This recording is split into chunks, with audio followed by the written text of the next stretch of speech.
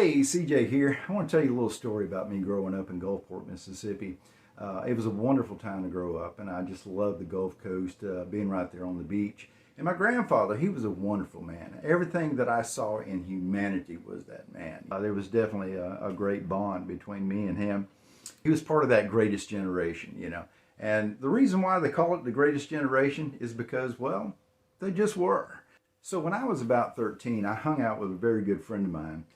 His name is James Phillips, and his dad Gene was part of that greatest generation as well. And me and him grew up together, you know, and I was labeled the yard youngin' because I grew up out there in the yard with James. And one day when I was about 13, James's dad was working on this Ford engine, and he took the head off of the engine, but he snapped off one of the head bolts down in the block of that engine.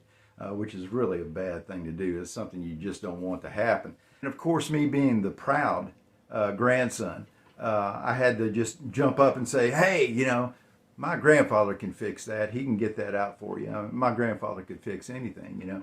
I take it over there to you, Grandpa. You think you can fix it? And I said, well, absolutely. You know, stuck out my chest. You know, was really proud of that.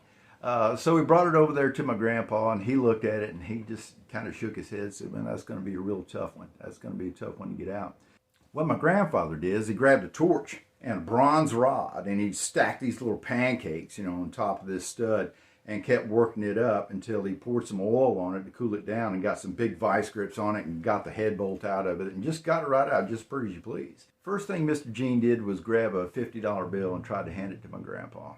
And $50 was a lot of money back then, you know. Now I'm starting to sound like my grandpa. But he tried to hand him that money, and my grandpa said, no, I'm not going to accept that money.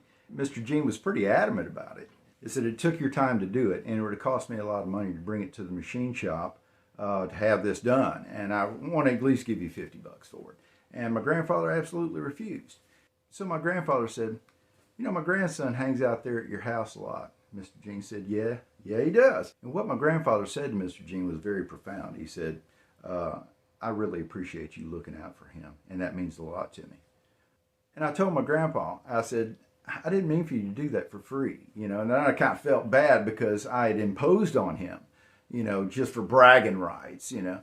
He said, number one, Jim, let me tell you something. Mr. Gene's a good man, and he looks out for you just like he looks out for his own. I'm very, very grateful for Mr. Gene, and he looks out for you boys, and that means everything in the world to me. And that was life lesson number one. Number two, he said, you're going to find in life that you're going to gain a whole lot more friends by doing this instead of this. So, 2 life lessons in one day. And that is something I'll remember for the rest of my life. Be grateful and thankful for the good people that are in your life. And number 2 is everything isn't always about money. It's about the relationship. I just wanted to share that with you. Thank you for watching. Thank you for listening. And I hope you have an awesome day. See you soon.